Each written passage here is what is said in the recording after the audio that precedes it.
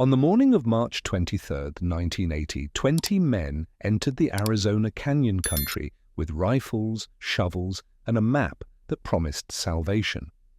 By 7 a.m., all 20 lay dead across 3 miles of desert floor. This wasn't cartel violence. It wasn't a drug war.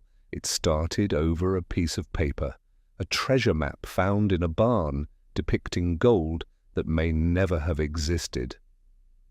The fog hung low in the canyons that morning, muffling the crack of gunfire that echoed between sandstone walls. Families who had shared meals, attended the same church, and watched their children play together had turned the desert into a killing ground. If you have the courage to hear this story, stay with us. We'll walk you through the economic collapse, the desperation, and the moment ordinary men became executioners. Like and subscribe. Content warning. The following contains descriptions of graphic violence based on real events. By the winter of 1980, Cortez, Arizona, existed more as memory than town. The copper mine that had sustained 3 generations closed in 1977, and the families who remained survived on disability checks, food stamps, and the occasional mechanical repair job. The main street held a post office, a diner with cracked vinyl booths, and a gas station where men gathered to smoke and complain about government overreach. The population had dropped from 2,000 to just under 400. Those who stayed did so because they had nowhere else to go or because leaving felt like surrender. The Turner family had worked the Cortez mine since 1923. Charlie Turner, 42 years old in March 1980, had returned from Vietnam in 1969 with a Purple Heart and nightmares that never quite faded. He worked as a diesel mechanic when work existed, which wasn't often. His wife, Linda, cleaned houses in the next county when she could get rides. They had 3 children, 2 boys in high school, 1 girl in elementary. They lived in a double-wide trailer on land Charlie's grandfather had homesteaded, land that grew mesquite and little else. Dale Turner, Charlie's younger brother, was 39 and had never left Cortez. He'd worked the mine until it closed, then took whatever jobs materialized. Roofing in summer, snow removal in winter. He lived alone in a small house his father built, spending evenings in his garage rebuilding carburetors and listening to country music on AM radio. He was quiet, methodical, the kind of man who could fix anything mechanical but struggled with words. Randy Turner, the youngest at 36, was the only brother with a temper everyone recognized. He'd done 2 years in county jail for assault in 1974 after a bar fight that left another man with permanent vision damage. He worked sporadically, drank regularly, and lived in a trailer next to Charlie's. His ex-wife had taken their daughter to California in 1978. Randy had not contested it. The Peterson family had arrived in Cortez in 1965 when James Peterson bought a small ranch on the edge of town and started raising cattle. The ranch never quite succeeded. The land was too dry, feed too expensive, but James held on through loans and second mortgages. By 1980, he was 61 years old.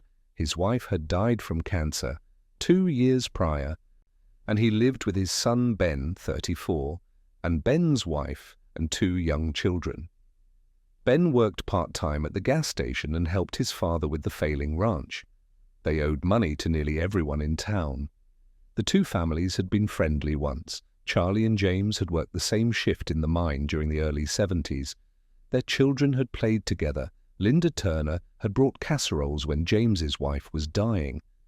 But small towns have long memories for slights, and economic collapse makes every perceived injustice feel sharper.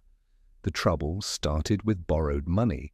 In the fall of 1979, Randy Turner loaned James Peterson $800 to buy winter feed for his cattle. It was money Randy had saved from a roofing job, money he needed for his own truck repairs. James promised to repay by January. January came and went. When Randy asked about it at the gas station in February, Ben Peterson told him, "We're working on it. Randy saw this as dismissal, disrespect. In a place where a man's word was supposed to mean everything, unpaid debts felt like theft. The tension grew slowly, like rust. Randy stopped going to the gas station. The Turner brothers stopped waving when they passed Peterson vehicles on the county roads. At church, families sat on opposite sides. Linda Turner mentioned to a neighbor that the Petersons thought they were better than everyone else. The neighbor repeated it. Small cruelties compounded. The desert around Cortez was ancient, unforgiving, and full of stories. Spanish conquistadors had passed through in the 1500s, leaving rumors of gold. Prospectors in the 1880s had found copper instead. But the legend persisted. Somewhere in the canyons, a Spanish expedition had buried gold and never returned to claim it. Old-timers told the story in the diner, usually after a few beers, always with a knowing smile that suggested they didn't quite believe it themselves. In late February 1980, Ben Peterson was cleaning out his late mother's belongings when he found a wooden box in the barn. Inside was a hand-drawn map on aged paper, yellowed and brittle. It showed canyon landmarks, rock formations, a notation in Spanish. Ben showed it to his father. James held it under the kitchen light, studying the faded lines. "Could be nothing," he said. "Could be something." They didn't tell anyone at first. James drove out to the canyons twice, trying to match landmarks to the map. The terrain was vast, the map ambiguous. He needed help. People who knew the desert. He mentioned it to two men he'd worked with at the mine, Frank Hoskins and David Ruiz. By early March, 6 men had heard about the map. None of them had mentioned it to the Turner brothers. The code in small towns like Cortez was unspoken but understood. You shared opportunity with people who'd stood by you, and you excluded people who'd wronged you. To James Peterson, Randy Turner's constant complaints about the unpaid debt made him an outsider. To the Turner brothers, being excluded from the map search felt like confirmation that the Petersons saw them as lesser, unworthy. Charlie Turner heard about the map on March 10th at the diner. A man named Roy Mitchell, half-drunk and loose-tongued, mentioned that Peterson and them are going out to the canyons with some old Spanish map. Charlie asked careful questions. Roy, realizing he'd said too much, changed the subject. But Charlie had heard enough. That evening, Charlie told his brothers. They sat in Dale's garage, the space heater glowing orange, and discussed what it meant. Randy was furious immediately. "They're using my money to hunt for gold and cutting me out," he said. Dale, quieter, saw it differently. "It's about respect," he said. "They think we're trash." Charlie, who'd learned in Vietnam that hesitation was often more dangerous than action, said, "We need to know what they're planning." Over the next week, the Turner brothers watched the Petersons. They noted when Ben drove out toward the canyons. They saw James meeting with Frank Hoskins at the gas station. They observed supplies being loaded into trucks, shovels, camping gear, rifles. It looked like a serious expedition. The Turners were not included, and the exclusion burned. On March 18th, Randy confronted Ben Peterson outside the post office. "Heard you found a treasure map," Randy said. Ben, startled, denied it at first, then admitted it was just some old paper, probably fake. Randy asked if they were planning to search. Ben hesitated, then said, "Maybe. We'll see." "What about my $800? Randy asked. "You'll get it when we have it," Ben said, and walked away. Randy stood in the parking lot, fists clenched, watching Ben drive off. To Randy, this confirmed everything. The Petersons had stolen his money, found treasure, and planned to keep it all. Whether or not this interpretation matched reality would become irrelevant. That night, Charlie Turner made a decision. If the Petersons were going into the canyons, the Turners would follow. The Turner brothers were not strangers to violence, but neither were they killers by nature. Charlie's war experience had taught him how to function under stress, how to compartmentalize fear. He'd never spoken much about what he'd seen in Vietnam, but Linda knew he woke sometimes at 3 a.m., sitting at the kitchen table, in the dark, smoking cigarettes until dawn. Dale had never been violent, but he possessed a capacity for focus that could seem unnerving. When he decided something needed doing, he did it methodically, without second-guessing. Randy was the volatile one, the brother whose anger could flash suddenly, but even he had limits. He'd never killed anyone, despite the bar fight that sent him to jail. But economic desperation rewires moral calculus. By March 1980, Charlie was 3 months behind on trailer payments, facing repossession. Dale had received a final notice on his property taxes. Randy's truck needed a new transmission he couldn't afford. The $800 he'd loaned James Peterson was money he truly needed back. And now, in their understanding, the Petersons were hunting for gold, possibly using Randy's money to fund the trip, and deliberately excluding them. On March 19th, Charlie Turner drove to Dale's house. Randy was already there. They sat at Dale's kitchen table, drinking coffee that had gone cold hours ago. "They're planning something big," Charlie said. "I saw Hoskins loading a truck yesterday. Camping gear, enough food for a week." "When?" Dale asked. "Soon, maybe this weekend?" Randy leaned back, arms crossed. "So what do we do?" Charlie looked at his brothers. The decision hadn't fully formed yet, but its outline was emerging. "We follow them. We see what they find, and we make sure we get what we're owed." The logic in that kitchen felt airtight. They weren't planning murder. They were planning to claim their share of something the Petersons were trying to steal. If the Petersons had been honest, if they'd included the Turners or simply repaid the debt, none of what followed would have happened. But they hadn't, and desperation filled the gap where trust should have been. Over the next 3 days, the Turner brothers prepared. They checked their rifles. Charlie had a .30-06 his father had given him. Dale owned a .308 hunting rifle. Randy carried a 12-gauge shotgun. They weren't unusual weapons for rural Arizona. Nearly every household had something similar for hunting or predator control. They gathered supplies, water, ammunition, binoculars, a map of the canyon region. They told their families they were going on a hunting trip. On March 21st, Charlie spoke to his oldest son, Michael, 17 years old and already taller than his father. They stood in the driveway, early morning cold making their breath visible. "You take care of your mother while I'm gone," Charlie said.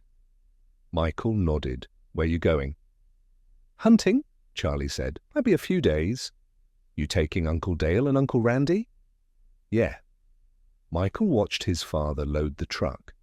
Later, in court testimony, he would say his father seemed calm, focused, not angry. "He was like he always was before a hunt," Michael said. "Real quiet, thinking ahead."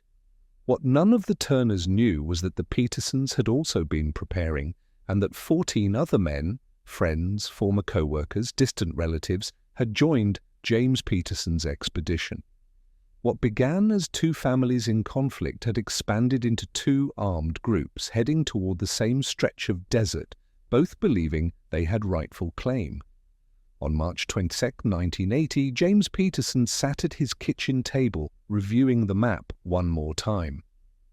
The paper was fragile, and he'd made a careful photocopy, but he kept returning to the original, as if it held some additional truth the copy couldn't capture.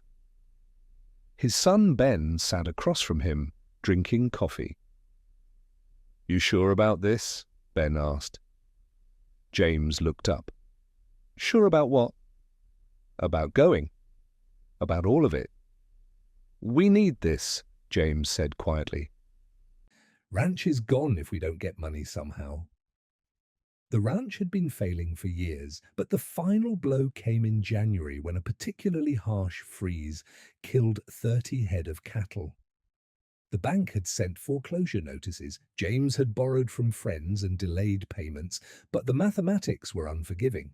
He owed $43,000 with no way to pay it. The map represented hope, however slim. Whether the gold existed didn't matter as much as the possibility that it might. By March 20th, James had recruited 17 other men to join the expedition. Some were family. Ben's brother-in-law, 2 cousins. Others were men James had worked with in the mine. A few were simply desperate, willing to gamble days of work on the chance of treasure. The plan was to convoy out to the canyons early on March 23rd, spread out in teams, and search the areas marked on the map. Everyone would get a share of anything found. The terms seemed fair to everyone involved. What James didn't know was that Randy Turner had been watching the Peterson house for 2 days. From a ridge a half-mile away, using binoculars, Randy had counted vehicles, noted supplies being loaded. He'd seen the gathering of men. He reported back to Charlie and Dale. "It's not just them," Randy said. "There's at least 15 people. They're setting up something big." The Turner brothers faced a choice. They could confront James directly, demand inclusion or their money back. They could let it go, accept the loss, or they could follow the group into the desert and see what happened. Charlie made the decision. "We go," he said. "We watch. If they find something, we make sure we're part of it." The logic still felt justified to them. They weren't planning violence. They were planning to assert their rights. But they were also bringing rifles, and they were following a group that would likely view their presence as a threat. The gap between intention and outcome was narrowing. On the evening of March 22nd, the Turner brothers loaded their trucks. Charlie's old Chevrolet, Dale's Ford F-150, Randy's battered Dodge. They packed food, water, ammunition, sleeping bags. Charlie brought a portable CB radio. They told no one exactly where they were going. Linda Turner, watching her husband pack, asked when he'd be back. "Few days," Charlie said. "Maybe a week." "You be careful," she said. "Always am." She watched him drive away, taillights disappearing down the county road. Later, she would tell investigators she'd had a bad feeling but couldn't articulate why.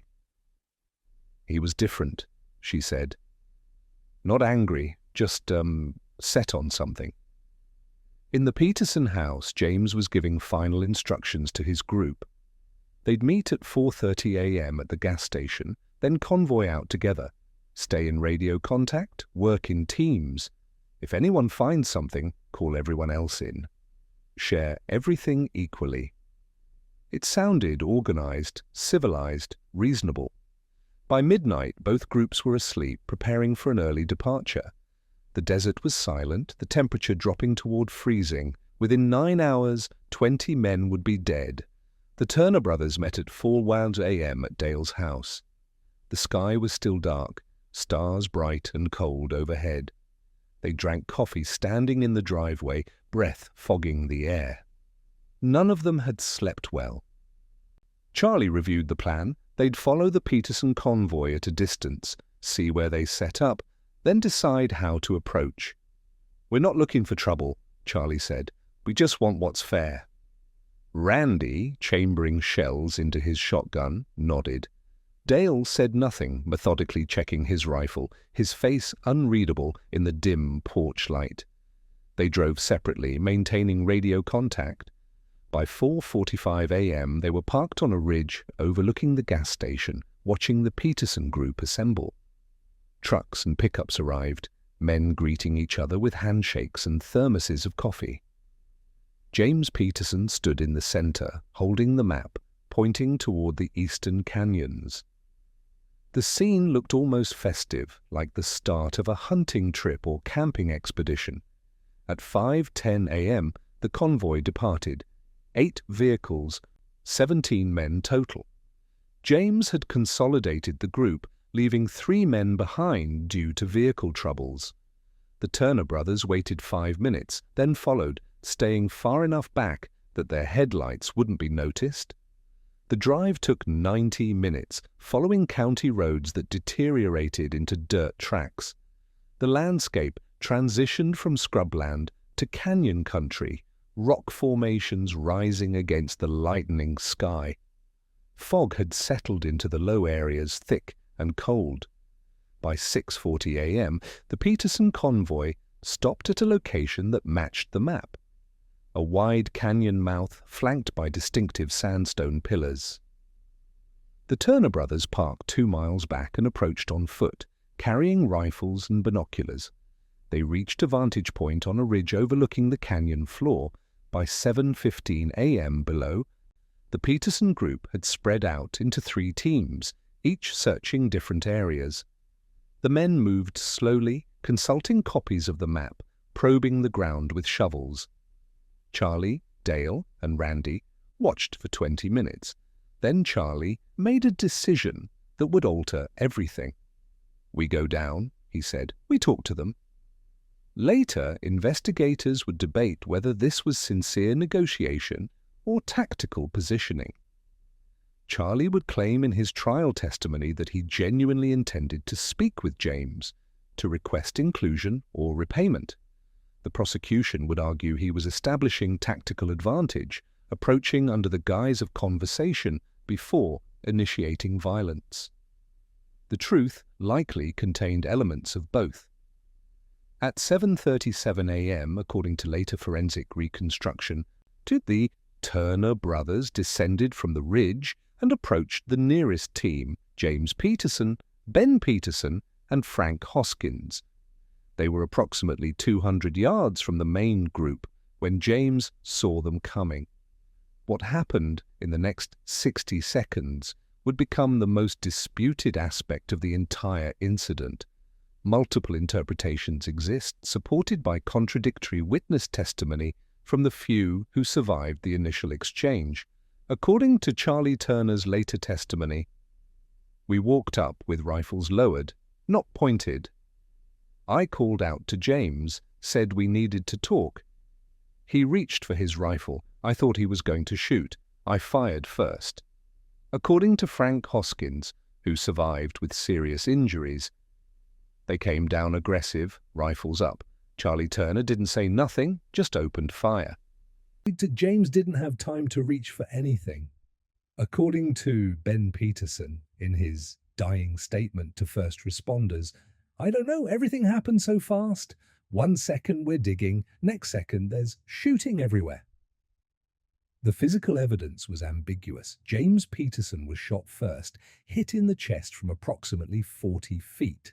The bullet came from Charlie Turner's .30-06. Whether James was reaching for his own rifle or simply turning toward the sound of voices would never be conclusively determined. What is certain, by 7:39 a.m., gunfire had erupted across the canyon floor. The sound of the first shot echoed off canyon walls, distorted and multiplied by the terrain. Men throughout the canyon froze, momentarily confused about direction and source. Then instinct took over. Some dropped to the ground. Others ran for cover behind rocks and vehicles. Several reached for their rifles. Dale Turner fired second, hitting Frank Hoskins in the shoulder as Hoskins raised his weapon. Randy Turner fired his shotgun toward Ben Peterson, missing but causing Ben to dive behind a boulder. The tactical situation escalated from 0 to chaos in less than 5 seconds. The other Peterson group members, hearing gunfire, began moving toward the source. 3 men, David Ruiz, Tom Mitchell, and Carl Henderson, came from the north, rifles ready. They saw James Peterson on the ground, the Turner brothers firing. David Ruiz shouted something. Witnesses disagree whether it was "stop" or "they're killing James," and raised his rifle. Dale Turner shot him through the neck. David collapsed, arterial blood spraying across desert sand. What followed was not a coordinated battle, but a confused, terrified scramble. Men who'd been searching for treasure moments earlier were now fighting for survival. The fog, which had seemed picturesque earlier, now became a tactical hazard, obscuring vision and muffling sound. People fired at movement, at shapes, sometimes at nothing. Tom Mitchell took cover behind a truck and returned fire, hitting nothing.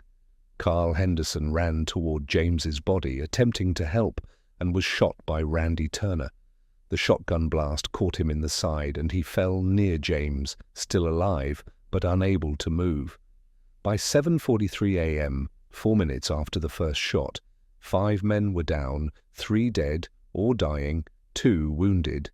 The remaining members of the Peterson group were scattered across a quarter-mile of canyon floor, unable to coordinate, unable to retreat effectively. The Turner brothers, positioned at higher elevation with the morning sun behind them, held tactical advantage. What happened next would be described by prosecutors as methodical execution and by defense attorneys as tragic continuation of mutual combat. The truth resisted simple categorization. Charlie Turner moved forward, reloading as he walked. He approached Frank Hoskins, who was wounded but attempting to crawl toward cover. Charlie shot him again, this time fatally. In his trial testimony, Charlie claimed Hoskins was reaching for a pistol. Forensic evidence showed Hoskins had a pistol in his belt, but had not drawn it. Dale Turner, the quietest brother, seemed to enter a mechanical state. Witnesses who survived described him moving from position to position, firing with precision, saying nothing. He shot Tom Mitchell when Mitchell raised his rifle. He shot Robert "Bobby" Valdez when Valdez attempted to run to his truck. His face reportedly showed no emotion, no rage, just concentration. Randy Turner was different. Several survivors described him shouting, cursing, his anger finally given outlet. "You stealing sons of bitches!" he yelled, firing the shotgun until it clicked empty, then reloading with shaking hands. He shot Carl Henderson again, finishing what the first blast had started. He fired at the trucks, shattering windows, puncturing tires. The Peterson group attempted to return fire, but they were outmaneuvered and increasingly panicked. Ben Peterson, still behind the boulder, fired wildly in the Turner brothers' direction, hitting nothing. He shouted for his father, not yet realizing James was already dead. Marcus Klein was one of the younger men in the Peterson group, made a decision that likely saved his life. He dropped his rifle, raised his hands, and started walking away from the canyon, moving slowly and visibly. Randy Turner aimed at him, but Charlie shouted, "Let him go!" Marcus kept walking, hands raised, not looking back. He would hike 8 miles to the nearest ranch and call for help. By 7:52 a.m., but 13 minutes after the first shot, 11 men were dead or mortally wounded. The Turner brothers controlled the canyon floor. The remaining Peterson group members were either fled, hiding, or attempting to surrender. But the violence had acquired its own momentum, and stopping required conscious effort that was rapidly becoming impossible.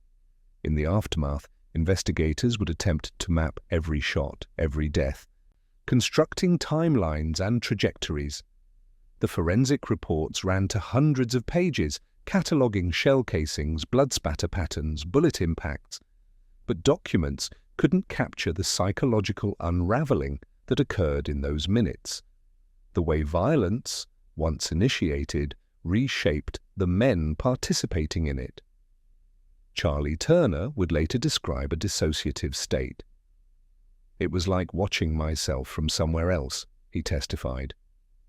"I knew what I was doing, but I also didn't, like it was inevitable, like once it started, it had to finish."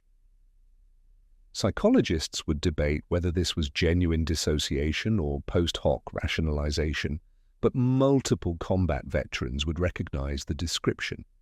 By 8 a.m., the canyon had gone mostly quiet. Occasional shots still rang out as the Turner brothers systematically checked each position. They found Ben Peterson still hiding behind the boulder. What happened next became another point of legal contention. Ben was unarmed. He dropped his rifle when fleeing. He was 24 years old, father of 2 young children, According to Randy Turner's testimony, Ben came out shooting. We had no choice. According to forensic evidence, Ben was shot in the back, suggesting he was running away. According to Dale Turner, who refused to testify about specific incidents, it was chaos. Nobody knew who was armed or who wasn't. Ben died on the canyon floor, 30 feet from his father's body. The other survivors, 3 men who'd hidden in a crevice, 2 who'd fled into the deeper canyons, stayed concealed. They could hear the Turner brothers moving through the area, calling to each other. "Check that truck. Anyone over there? Let's make sure." The voices were calm, businesslike, like men finishing a job. At 8:17 a.m., according to the FBI's reconstructed timeline, the Turner brothers stopped searching. They gathered at the center of the canyon floor, near where James Peterson's body lay. They stood there for several minutes, not speaking. Dale lit a cigarette. Randy sat on the ground, head in his hands. Charlie looked at the bodies scattered across the desert. What they felt in that moment, horror, satisfaction, numbness, regret, would never be fully articulated. Charlie would say in court, "I realized what we'd done. I realized we'd gone too far." But he'd also say, "They should have just been straight with us. All this over respect and $800. The Turner brothers left the canyon at 8:25 a.m. They drove separate vehicles back toward Cortez, maintaining radio silence. They didn't speak about what to do next, didn't plan alibis. They simply drove home. Charlie arrived at his trailer at 10:15 a.m. Linda was making lunch. She looked at her husband, dusty, pale, rifle still in his hand, and said, "What happened?" Charlie didn't answer immediately. He cleaned his rifle at the kitchen table, methodically, taking 20 minutes. Then he said, "We had trouble. Police are probably going to come." Dale drove to his house and sat in his garage until evening, not moving, staring at nothing. His neighbor, checking on him, found him there at 6 p.m., still in dusty clothes, unreachable. "I asked if he was okay," the neighbor testified. "He looked at me like he didn't know what the word meant." Randy drove to the bar. He ordered whiskey and drank steadily until closing time. The bartender later told investigators Randy seemed not there, like a ghost. He didn't speak to anyone. At one point he started crying, silently, tears running down his face while he stared at his glass. Meanwhile, in the canyon, the surviving Peterson group members began emerging from hiding. They found the bodies. They found Ben Peterson, Frank Hoskins, David Ruiz, Carl Henderson, Tom Mitchell, Bobby Valdez, James Peterson. They found 11 more men, some from positions so concealed that the Turner brothers likely never saw them. Men who'd died in crossfire, men who'd bled out while hiding, men who'd been shot while trying to help others. By noon, Marcus Klein had reached the Santos Ranch and called the sheriff. By 1 p.m., the first responders were entering the canyon. By 2 p.m., the full scale of the massacre was becoming apparent. 20 men had entered the canyon that morning. 3 were walking out alive. 17 were dead. The Yavapai County Sheriff's Department received the call at 12:43 p.m. Deputy Sarah Rodriguez took it. Marcus Klein, barely coherent, said there'd been a shooting in the canyons, a lot of people dead. Rodriguez asked him to repeat. Marcus tried, his voice breaking. "The Turner brothers shot everyone. Please send help." Sheriff Thomas McKenna, 56 years old and 30 years in law enforcement, had handled bar fights, domestic calls, occasional drug busts. He'd never handled a mass casualty event. He mobilized every available unit, 4 deputies total, for a county of 8,000 square miles. He called the Arizona Department of Public Safety, requesting additional units. He called the FBI. The first units reached the Santos Ranch by 1:35 p.m. and collected Marcus Klein, who was in shock, wrapped in a blanket despite the afternoon warmth. He provided rough directions. The convoy, sheriff's vehicles, DPS units, an ambulance, headed toward the canyons, following dirt roads, navigating by Marcus's increasingly fragmented instructions. They reached the canyon at 2:18 p.m. Deputy Rodriguez would later describe what she saw. Bodies everywhere, some in the open, some behind rocks. There was so much blood. I've been a deputy for 12 years. I wasn't ready for that. The first responders secured the scene as best they could, checking bodies for life signs, finding only corpses. James Peterson, Ben Peterson, Frank Hoskins, David Ruiz, names they knew, men they'd seen at the gas station, at church, at the diner. Deputy Michael Torres found Carl Henderson still alive, but barely. Carl died while Torres radioed for the helicopter. By 3 p.m., more units had arrived. The FBI sent agents from Phoenix. The scene became procedurally complex. 17 bodies across a quarter-mile crime scene, hundreds of shell casings, blood trails, bullet impacts in rocks and vehicles. Special Agent Raymond Foster, assigned to lead the investigation, stood at the canyon center and tried to comprehend what had occurred. Initial assessment suggested multiple shooters, coordinated assault, Foster wrote in his report. Physical evidence indicated casualties occurred in waves, starting with close-range engagement, expanding to longer-distance firing, firearms recovered at scene, 6 rifles, 3 handguns. Approximately 180 shell casings recovered, suggesting sustained rather than brief confrontation. Marcus Klein provided his statement at 4:30 p.m., sitting in the back of an ambulance, still wrapped in the blanket. He described the morning, the convoy, the arrival, the search. Then the Turner brothers appearing, the first shot, the chaos. "It was like they were hunting us," Marcus said. "Charlie Turner walked around shooting people who were wounded. I ran, and I just ran." Other survivors were located by early evening. 3 men, John Estes, Paul Garza, and William "Billy" Hayes, had hidden in a rock crevice and stayed there for hours after the shooting stopped. They emerged only when they heard law enforcement radios. Their testimony corroborated Marcus's account. Charlie, Dale, and Randy Turner had killed systematically, moving through the canyon, firing at anyone who moved or appeared armed. By 6 p.m., Sheriff McKenna had arrest warrants for all 3 Turner brothers. The sheriff drove to Charlie Turner's trailer personally. Linda answered the door. "Is Charlie here?" McKenna asked. Linda called her husband. Charlie came to the door, looked at the sheriff, and said, "I know why you're here." "I need you to come with me," McKenna said. Charlie nodded. He asked to say goodbye to his children. McKenna allowed it, watching as Charlie hugged his 3 kids, telling them to be strong, to help their mother. Then Charlie held out his hands for cuffing.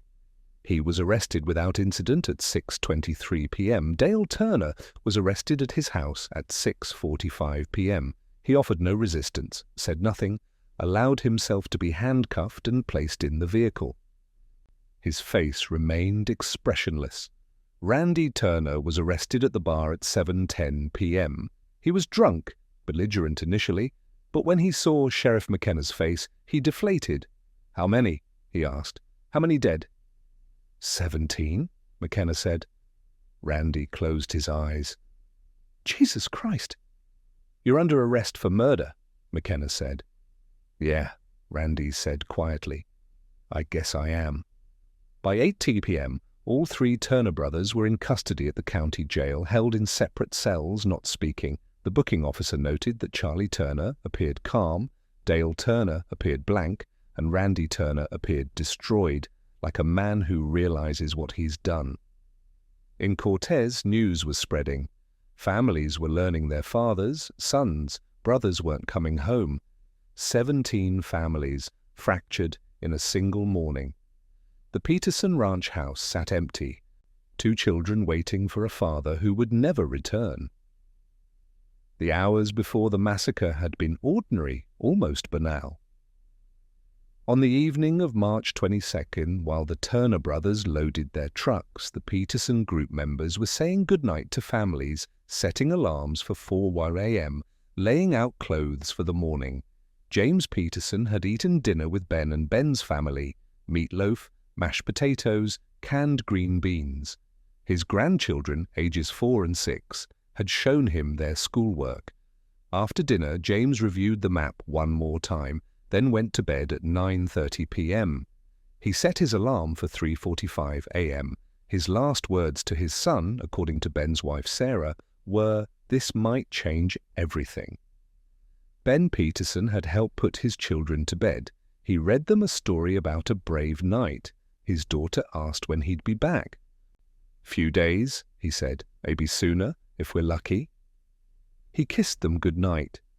His wife, Sarah, later testified that Ben seemed excited, hopeful. "He really thought they might find something," she said. "He wanted to believe it." Frank Hoskins, 41, had called his ex-wife to arrange picking up their son the following weekend. He'd been sober for 2 years, working steady at the auto shop, trying to rebuild his life. The treasure hunt seemed like a chance to get ahead, to provide better child support. His last journal entry, dated March 22nd, read, "Maybe this is it. Maybe this is how I fix things." David Ruiz, 33, had left a note for his mother, who he lived with. "Went camping with James and the guys, back Tuesday. Love you." His mother would find the note that afternoon, before she learned her son was dead. Carl Henderson, 54, a Vietnam veteran like Charlie Turner, had cleaned his rifle that evening while watching television news. His wife asked if he really thought the treasure existed. "Probably not," Carl said, "but the looking is better than sitting around here." They went to bed at 10:30 p.m. His wife woke at 4 a.m. to say goodbye. Carl was already dressed, coffee brewing. He kissed her and said, "See you in a few days." Tom Mitchell, Roy Mitchell's younger brother, 29 years old, had argued with his girlfriend before leaving. She thought the treasure hunt was foolish, a waste of time. "You're chasing fairy tales," she'd said. Tom had replied, "At least I'm trying something." Those were their last words to each other. Bobby Valdez, 26, the youngest in the Peterson group, had told his mother he was going camping, not mentioning the treasure map. His mother had packed him sandwiches and cookies. "You be careful," she said. Bobby had laughed. "It's just camping, Ma." He hugged her goodbye at 4:15 a.m. These ordinary moments, dinner conversations, bedtime rituals, arguments, coffee, goodbye kisses, would become unbearable to remember. The families would replay them obsessively, looking for signs they'd missed, warnings they should have heeded. But there were no signs. These were simply people living their lives, making plans, hoping for better futures. The Turner brothers' final night at home was similarly unremarkable. Charlie had sat at his kitchen table, cleaning his rifle, while Linda read a magazine. Their children watched television in the next room. At one point, their daughter came to ask Charlie something about homework. He'd helped her with math problems, patient and gentle, showing no indication of what he planned the next morning. Dale Turner had worked on a carburetor until midnight, then slept poorly in his recliner. He woke at 3:30 a.m. before his alarm, made coffee, and sat in his garage waiting for his brothers. Randy Turner had drunk half a bottle of whiskey, passed out on his couch, woken at 3 a.m. with a pounding headache. He'd taken aspirin, drunk water, loaded his shotgun shells methodically. His ex-wife would later say she'd had a dream about Randy that night, a nightmare she couldn't remember upon waking, only the feeling of dread. By 4 a.m., both groups were in motion. The Peterson convoy assembled at the gas station, men greeting each other in the cold dark, sharing coffee from thermoses. The mood was cautiously optimistic. James Peterson passed out photocopies of the map. Frank Hoskins joked about early retirement. Everyone laughed. The Turner brothers, watching from the ridge, saw the laughter, saw the camaraderie. It likely reinforced their sense of exclusion, their anger at being left out. Randy said to Charlie, "Look at them. They don't give a shit about us." Charlie didn't respond. He was watching James Peterson, the man he'd once considered a friend, the man he'd worked alongside in the mine. A few years ago, if someone had said Charlie would kill James by sunrise, both men would have laughed at the impossibility. But economics and pride had eroded friendship. Unresolved debts had become symbols of disrespect, and desperation had narrowed the space between thinking about violence and committing it. At 5:10 a.m., the Peterson convoy departed. At 5:15 a.m., the Turner brothers followed. The sun rose at 6:34 a.m., painting the desert orange and red. By 7:39 a.m., it would illuminate a massacre. The fog in the canyon that morning was unusually thick, a product of temperature inversion and overnight moisture. It reduced visibility to less than 50 yards in places, creating a landscape that felt simultaneously expansive and claustrophobic. Sounds echoed strangely. Footsteps seemed to come from multiple directions, voices carried across distances but arrived muffled and directionless. The Peterson group split into 3 search teams by 7 a.m. Team 1, James, Ben, and Frank, worked the main canyon floor. Team 2, David Ruiz, Tom Mitchell, Carl Henderson, searched the north section. Team 3, the remaining 11 men, spread along the eastern ridge, searching for landmarks that matched the map. The Turner brothers, arriving at their observation point by 7:15 a.m., could see all 3 teams intermittently through the fog. Charlie used binoculars to track movements. Dale noted positions in a small notebook. Randy paced, restless, working himself towards something he couldn't yet name. "We go down," Charlie said at 7:35 a.m. "We talk to James, see if we can work something out." Whether Charlie genuinely believed negotiation was possible would be debated endlessly. His defense attorney would argue he attempted peaceful resolution before violence erupted. Prosecutors would argue he was establishing tactical superiority before executing a premeditated massacre. The FBI's psychological profile would suggest both could be partially true, that Charlie intended to negotiate but had mentally prepared for violence if negotiation failed. The 3 brothers descended from the ridge, rifles carried at low, ready, not aimed but accessible. They moved through the fog like ghosts, their footsteps muffled by sand. They approached Team 1 from the west, emerging from the fog approximately 40 feet away. James Peterson saw them first. He stopped digging, looked up, and for a moment simply stared. Frank Hoskins followed James's gaze. Ben Peterson, focused on the map, didn't notice until James said, "Charlie?" The tone of that single word, unarsure, surprise, not fear, not aggression, would haunt later analysis. It suggested James viewed the Turner brothers as unexpected visitors, not threats. He began to straighten, perhaps to greet them, perhaps to ask what they were doing there. Charlie Turner raised his rifle, not fully aimed but elevated, transitioning from carry to firing position. James's expression shifted from surprise to alarm. His own rifle leaned against a rock 3 feet away. He took a step toward it. Whether reaching for it defensively or simply moving in that direction would never be certain. Charlie fired. The .30-06 round hit James in the upper chest, spinning him backward. He fell hard, blood spreading across his shirt. The sound of the shot, distorted by fog and canyon walls, seemed to come from everywhere and nowhere. Ben screamed his father's name. Frank Hoskins reached for his rifle. Dale Turner shot Frank in the shoulder, the impact knocking Frank sideways. Randy Turner fired his shotgun at Ben, the blast missing but forcing Ben to dive for cover. 3 shots in 4 seconds.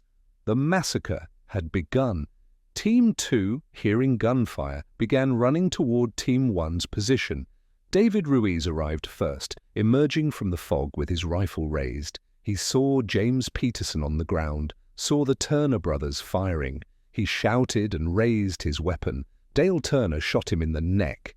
David went down hard, blood pulsing from the wound. He tried to speak, couldn't, died within 90 seconds.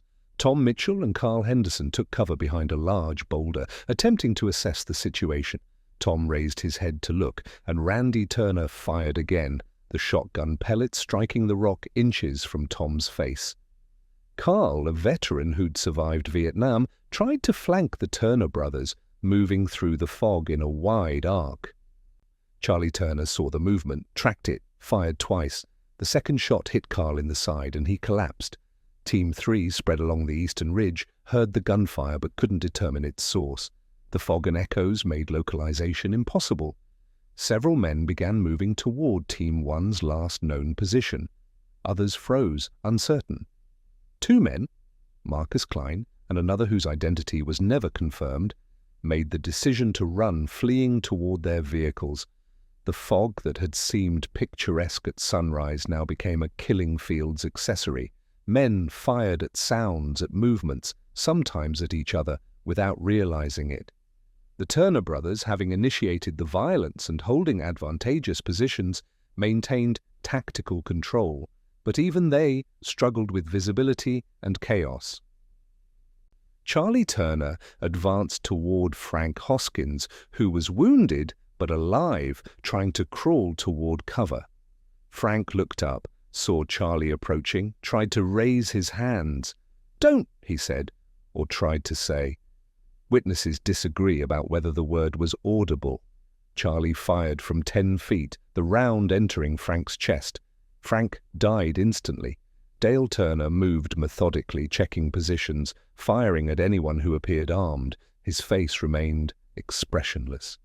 Later psychological analysis would suggest he'd entered a dissociative state common in combat, where action becomes mechanical and emotion is suspended. His brother Charlie would testify, "Dale wasn't there, not really. He was somewhere else in his head." By 7:50 a.m., 11 minutes after the first shot, 8 men were dead. The canyon floor was scattered with bodies, shell casings, blood. The surviving Peterson group members were either hiding or fled, and the Turner brothers, whether through intention or momentum, continued searching. The systematic phase began at 7:52 a.m. With the initial chaos subsiding, the Turner brothers began moving through the canyon, checking positions, ensuring no one posed a continuing threat. This phase, lasting approximately 15 minutes, would become the prosecution's strongest evidence of premeditation and deliberate execution. Bobby Valdez, having hidden behind his truck during the initial shooting, attempted to start the engine and escape. The truck's starter ground but wouldn't catch. Later inspection revealed a fouled spark plug. Bobby tried 3 times, 4, the sound carrying through the morning air. Dale Turner heard it, moved toward the sound, found Bobby in the driver's seat. Bobby raised his hands, said, "Don't shoot!" Dale fired through the driver's window. Bobby died slumped over the steering wheel, the radio still playing country music. John Estes, Paul Garza, and Billy Hayes had found a narrow crevice in the canyon wall and wedged themselves inside. They stayed absolutely silent, barely breathing, listening to footsteps passing nearby. At one point, Randy Turner walked within 5 feet of their position, paused, seemed to listen, then moved on. The 3 men remained hidden for another 7 hours, long after the shooting stopped, afraid to move, afraid to make any sound. Ben Peterson, still hidden behind the boulder where he'd initially taken cover, waited for the right moment to run. At 8:03 a.m., during a lull in firing, he made his attempt. He broke from cover and sprinted toward the canyon's north end, where the terrain provided more concealment. He made it approximately 50 yards before Randy Turner saw him and fired. The shotgun blast hit Ben in the back. He fell forward, landing face first in the sand. Randy walked to where Ben lay. Ben was still alive, though grievously wounded. He looked up at Randy, blood on his lips, and according to Randy's later testimony said, "My kids." Randy shot him again. In court, Randy would describe this moment as the one that broke him, the moment he realized he'd become something he'd never wanted to be. "I couldn't take it back," he said. "I'd already done it." The fog began to lift by 8:15 a.m., the morning sun burning through the moisture. Visibility improved, and with it came the full revelation of what had occurred. Bodies scattered across the canyon floor, some clustered near each other, others isolated. The Turner brothers stood near the center, surveying the scene. Charlie Turner later testified about this moment. "I looked around and I couldn't believe what we'd done. It wasn't supposed to be like that. We weren't supposed to kill everybody. But once it started, it was like a machine we couldn't turn off." Dale Turner never spoke about this moment. His attorney would describe him as unreachable, psychologically shut down. In prison, years later, Dale would tell a psychiatrist, "I can still see every face, I remember every shot, but I can't remember feeling anything while it was happening." Randy Turner sat on the ground and vomited. Then he cried. Then he loaded his shotgun and checked the area again, as if the violence had become routine that required completion. The final death occurred at 8:19 a.m. Carl Henderson, shot earlier but still alive, was lying near the canyon wall. He was 54 years old, married 32 years, father of 3 grown children. He was in severe pain, bleeding heavily, likely going into shock. Charlie Turner found him there. What happened next became the most contested moment of the entire massacre. Charlie's testimony. "He asked me to do it. He said he was dying anyway. He didn't want to suffer. I was giving him mercy." Carl's autopsy. Single gunshot to the head at close range, consistent with execution. No witnesses survived to corroborate or contradict Charlie's version. By 8:20 a.m., the canyon was silent except for wind and the ticking of cooling metal from vehicles and firearms. 17 men lay dead. 3 survivors remained hidden. The Turner brothers stood together, not speaking, perhaps only now comprehending the irreversibility of their actions. They made no attempt to hide evidence. They didn't move bodies or collect shell casings. They didn't take the map, which lay near James Peterson's body, blood-spattered but intact. They simply walked back to their vehicles and drove away. The drive home took 90 minutes. They didn't speak on the radio. They didn't stop for gas or food. They drove in convoy, the 3 trucks maintaining formation, like men returning from a normal hunting trip. What they felt during that drive, guilt, horror, justification, numbness, fear, remained largely unarticulated. Charlie would say in court, "I knew my life was over. I knew we'd crossed a line we couldn't uncross." Dale would say nothing. Randy would say, "I just wanted to get home. I wanted to see something normal, something that wasn't blood."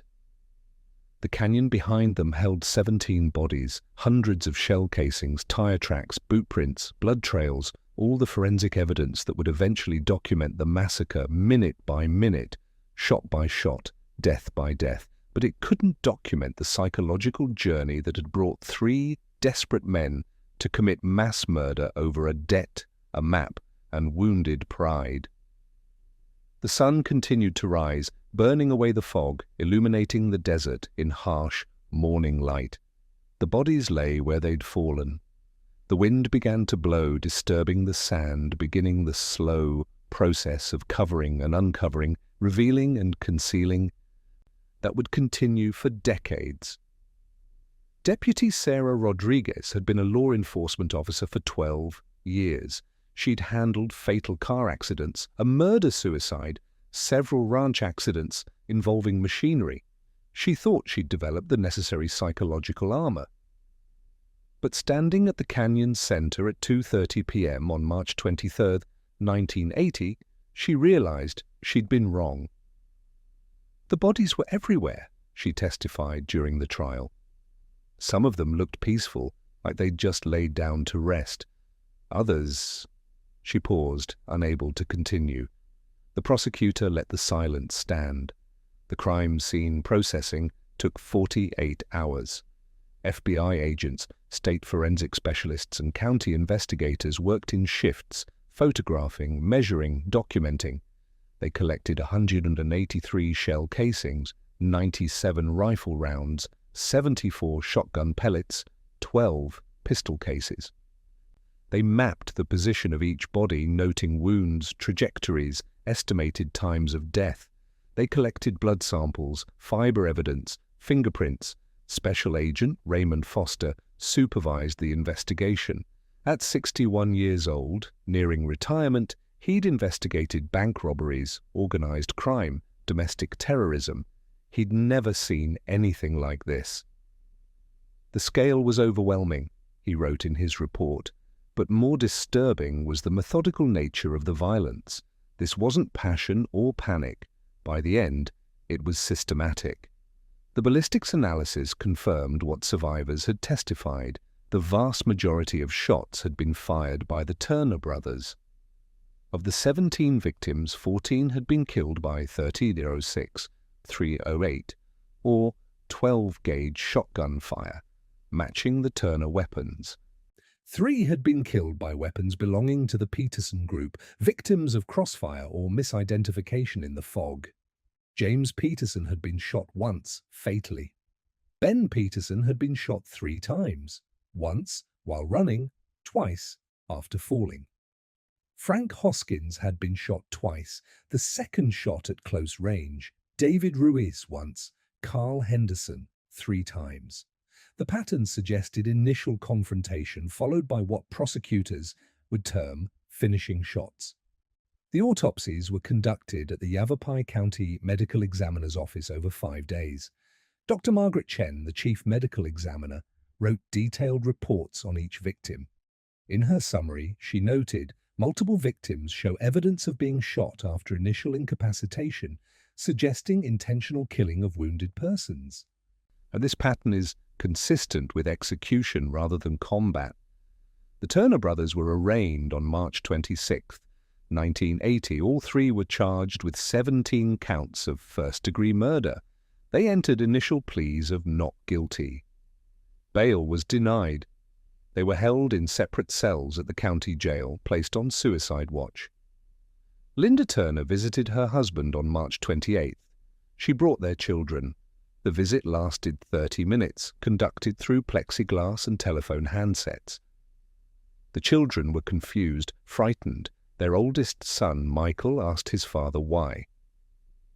Charlie tried to explain about the debt, the disrespect, the map. It sounded hollow even to him. Linda asked one question. How many? Charlie looked at her and said, 17. Linda stood up, took her children, and left. She would divorce Charlie within the year. The media coverage was extensive but brief. National news carried the story for 3 days, then moved on. Local papers ran it longer, but even there, attention waned as the logistical details became repetitive. 17 dead in Arizona Canyon, dispute over treasure map, 3 brothers arrested. The story was shocking, but ultimately simple, lacking the complexity that sustains long-term interest. The victims' families buried their dead. 17 funerals in 2 weeks. The Peterson family plot grew crowded. James and Ben were buried next to Ben's mother. Sarah Peterson, Ben's widow, stood at the graveside with her 2 children, age 4 and 6. The children didn't fully understand. The 6-year-old asked when Daddy was coming home. Sarah couldn't answer. Frank Hoskins's funeral was attended by his ex-wife and son. His 2 years of sobriety had been rebuilding that relationship. His son, 12 years old, spoke briefly. "My dad was trying," he said. "He was getting better." The boy collapsed crying, and his mother led him away. David Ruiz's mother buried her son and never spoke of him again. Neighbors said she aged a decade in a month. She stopped attending church, stopped leaving her house except for necessities. She died 2 years later. The death certificate listed cardiac failure, but everyone knew it was grief. Carl Henderson's wife received his remains and his personal effects: wallet, wedding ring, dog tags from Vietnam. She held the dog tags and remembered Carl coming home from the war in 1971, how hard he'd worked to readjust, how proud he'd been of surviving. He survived Vietnam, she told reporters. And he got killed in Arizona over a treasure map that probably wasn't even real. The investigation revealed the map was indeed a fake, or at least not credible. Forensic analysis dated the paper to the 1940s, not the Spanish colonial period. The landmarks depicted didn't match any known Spanish expedition routes. The whole thing was likely fabricated by someone decades ago, a joke or a fraud that had been forgotten and rediscovered. 20 men had gone into the desert chasing hope. 17 had died for a fiction. The trial began in November 1980. It lasted 6 weeks. The prosecution presented overwhelming physical evidence, survivor testimony, forensic analysis. The defense argued initial self-defense that escalated beyond their client's control. Charlie Turner took the stand and testified for 3 days. He described the debt, the exclusion, the fear when James Peterson allegedly reached for his rifle. He described the fog, the confusion, the sound of gunfire echoing. He described the moment he realized what they'd done. The jury deliberated for 14 hours. They returned guilty verdicts on all counts for all 3 defendants. The Turner brothers showed no emotion. Sentencing occurred in January 1981. Judge Harold Morrison, 68 years old and 40 years on the bench, read the verdicts and the sentences with a voice that carried both authority and something approaching sorrow. Charlie Turner received 17 consecutive life sentences without possibility of parole. Dale Turner received the same. Randy Turner, who'd had the best chance at a reduced sentence due to his lesser role in the initial shooting, received the same.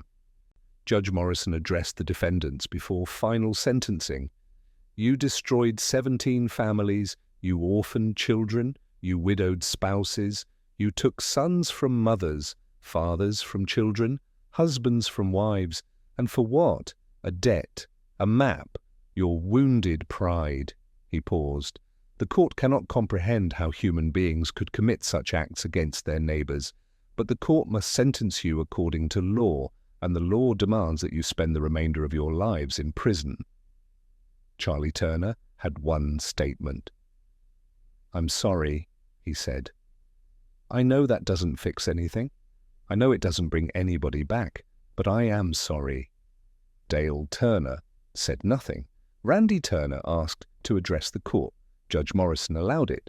Randy stood, handcuffed, and spoke directly to the gallery where victims' families sat. "I can't explain what happened," he said. "I was angry about the money, but that doesn't justify anything. I killed people. I killed Ben Peterson, and I remember his face, and I'll remember it until I die. I deserve this sentence. I'm sorry I took your families from you." Several family members shouted at him. One woman, Carl Henderson's wife, stood and screamed, "Sorry doesn't bring him back. Sorry doesn't fix my children." The bailiffs restored order, but the raw grief in the courtroom was palpable. The Turner brothers were transferred to Arizona State Prison Complex in Florence, Arizona. They were separated, assigned to different cell blocks, forbidden from communicating. The separation was considered necessary for security and psychological management. Charlie Turner adapted to prison with mechanical efficiency. He worked in the prison library, kept to himself, avoided trouble. In 1985, he gave an interview to a true crime journalist. "I think about it every day," he said. "I see their faces, I hear the sounds. I can't forget, and I shouldn't be able to forget. This is my punishment, and I deserve it." Dale Turner never spoke to journalists, never granted interviews. Guards described him as compliant but unreachable, a man who'd shut down internally. In 1992, a prison psychologist noted, "Subject shows severe dissociative symptoms, responds to direct questions but volunteers nothing, affect is flat, no signs of remorse or emotional processing, recommendation, continued monitoring for suicide risk." Randy Turner struggled. He was written up for fights, for possession of contraband alcohol, for violations of prison rules. In 1987, he attempted suicide, hanging himself in his cell. He was discovered in time and resuscitated. After recovery, he was placed in psychiatric care. A 1988 evaluation noted, "Subject expresses severe guilt and self-loathing, states repeatedly that he should have died in the canyon, reports intrusive thoughts and nightmares. Diagnosis: major depressive disorder, PTSD. Prognosis: poor." The town of Cortez never recovered. Already struggling before the massacre, it became known only for tragedy. Tourism ended, what few businesses remained closed. By 1985, the population had dropped to fewer than 200. The post office closed in 1987, the school closed in 1989. By 1995, Cortez was effectively a ghost town, a few holdout residents living among abandoned buildings. The canyon where the massacre occurred became informally known as Dead Man's Canyon, though it appeared on no official maps by that name. For years, people would visit, leaving flowers, crosses, small memorials. But the desert consumed them, wind and sand erasing the traces. By 1990, few signs remained of what had happened there. The land reclaimed itself. The victims' families scattered. Sarah Peterson moved to California with her children, seeking distance from memory. She never remarried. Her children grew up knowing their father had been murdered in the desert, but she spoke of him rarely, finding the pain too sharp. Carl Henderson's wife sold their house and moved to Nevada to live with her sister. Frank Hoskins's son grew up angry, struggling with the senselessness of his father's death. He would later write that the worst part was knowing it could have been prevented. "If someone had just talked," he wrote, "if they'd just communicated instead of assuming the worst about each other." Linda Turner remained in Arizona, supporting her children as best she could. The community largely shunned her. She was the killer's wife, though she'd had no involvement. Her children were bullied at school. In 1983, she moved to Phoenix, changing her last name and trying to build a new life. She died in 2003, having never publicly discussed the massacre. Charlie Turner died in prison in 2015, aged 77, from complications of emphysema. Dale Turner remains incarcerated, now 83 years old, at the Yuma prison facility. Randy Turner died in 2008, aged 64, from liver failure related to untreated hepatitis C. Of the 17 victims, few are widely remembered outside their families. No memorial exists in Cortez, which no longer officially exists as an incorporated town. The FBI's case files are archived, accessible to researchers by request. The court transcripts are public record. But the story itself has faded from public consciousness, one tragedy among many in America's vast history of violence. What remains is simpler than story: absence. 20 children grew up without fathers, 17 families were destroyed in a single morning. A town disappeared from maps, and 3 men who'd once been neighbors, friends, men who'd worked together and lived ordinary lives became killers over $800 and wounded pride. The desert holds the memory better than people do. The canyon where it happened looks the same now as it did in 1980. The rock formations haven't changed, the sand still shifts in the wind. And if you stand there quietly on a foggy morning in March, you can almost hear the echoes of what occurred. But mostly there's just silence. the silence of absence, of lives that should have continued but didn't, of choices that can't be unmade.